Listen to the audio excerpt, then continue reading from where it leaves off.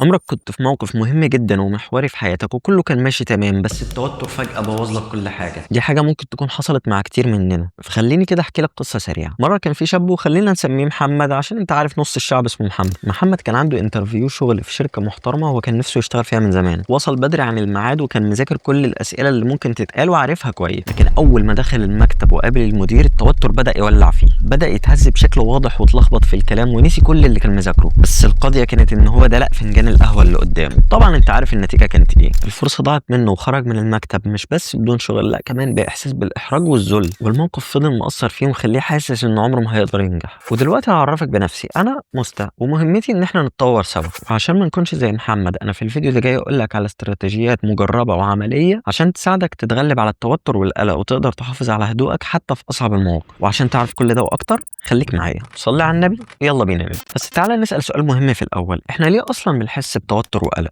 هو ده مش ضعف من الشخص لكنه ببساطة رد فعل طبيعي من الجسم. مخنا في جزء اسمه الأميجدالا وهو مسؤول عن استشعار الخطر، سواء كان الخطر ده حقيقي أو موقف إحنا شايفين إن هو يقلق.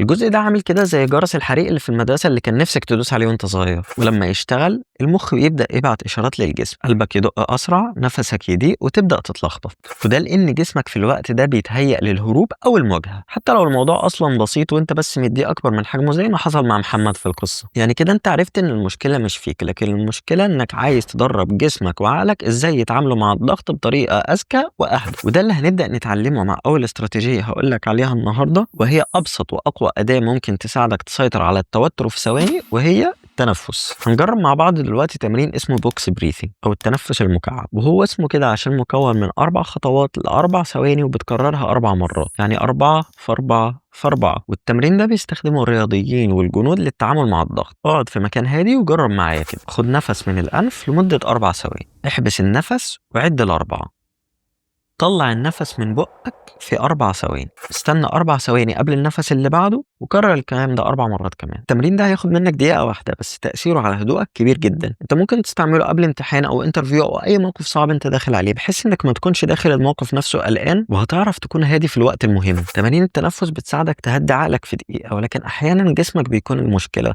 وهنا لازم تتخلّص من الطاقة السلبية اللي فيه. النشاط البدني زي الجري، المشي السريع، أو حتى تمارين بسيطة في البيت زي الضغط أو السكوات هيساعدوك على تفريغ الطاقة دي. وطبعا لو تقدر تروح الجيم هيكون أحسن وهتقدر تتخلص من الطاقة السلبية بشكل منتظم. الرياضة بترفع لك من مستوى هرمونات السعادة زي الإندورفين واللي بيساعد على تحسين المزاج وتقليل القلق، وبعد ما الجسم ارتاح شوية من التوتر بيظهر نوع تاني من الضغط وهو ضغط المهام والتشتت. عشان كده تنظيم الوقت بيكون هو الخطوة اللي بترجع التوازن ليومك، عشان التوتر والقلق بيزيدوا لما نحس إن اليوم مش منظم وكل حاجة بتتراكم علينا. فهنا بيجي دور التنظيم الوقت وتحديد الأولويات، وأنا كنت عملت فيديو يساعدك على تنظيم الوقت، هو كان بتاع رمضان بس انت تقدر تشوفه دلوقتي وتطبق الموضوع. اللي هيفرق معاك بس انك هتشيل صلاة التراويح والفطار والحاجات دي، هيكون وقت زيادة اصلا تقدر تستعمله. هحطه لك اخر الفيديو لو حابب تشوف. بس انت لازم تبدأ كل يوم بتحديد المهام والاولويات اللي انت عايز تنجزها، سواء هتعمل ده قبل ما تنام اليوم اللي قبله او اول ما تصحى من النوم. هترتب المهام من المهام الاكثر اهمية للمهام الاقل اهمية، وهتقسم المهام الكبيرة لمهام صغيرة عشان تبقى أسهل في التنفيذ وتقدر عليهم. سواء هتستخدم ورقة وقلم أو الجدول اللي كان في الفيديو اللي بقولك عليه أو تطبيقات زي نوشن وتودويست، ده هيديك إحساس بالسيطرة والإنجاز وهيقلل القلق اللي بيجيلك لما تلاقي كل حاجة ماشية عشوائي. بس مهما كنت منظم في أوقات بيكون كل اللي أنت محتاجه إنك تتكلم، محتاج بس تحس إنك مش لوحدك. الدعم من الناس اللي حواليك بيفرق كتير. الدعم الاجتماعي يعتبر من أهم أسرار النجاح في مواجهة التوتر. فلما تحس إنك مضغوط جامد والقلق مسيطر عليك، دور على حد بتثق فيه وفضفض معاه. مش لازم تحكي كل حاجة، مجرد ما تقعد مع أصحابك أو تقعد مع أهلك أو تبعت رسالة لحد قريب منك تقول له فاضي نتكلم أنا حاسس إن أنا مضغوط النهاردة، أو حتى تنزل تكتب في الكومنتات تحت الحاجة اللي مضايقاك، ده لوحده كفيل إن هو يفرغ كتير من اللي جواك. ما تخليش دماغك تفضل تلف لوحدك، بس حاول ما تسهرش كتير وأنت بتفضفض، لأن النوم الكويس من أهم الحاجات اللي بتأثر على نفسيتك.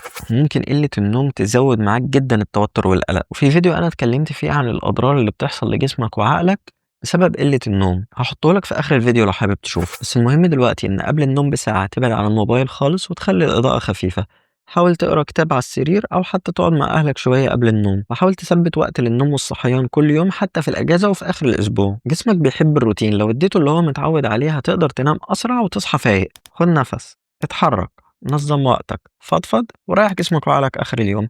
دي 5 استراتيجيات مهمة لو عملتها هتقدر تتخلص من التوتر والقلق بشكل نهائي. جربهم وقول لي النتيجة، احنا هنا عشان نتطور سوا.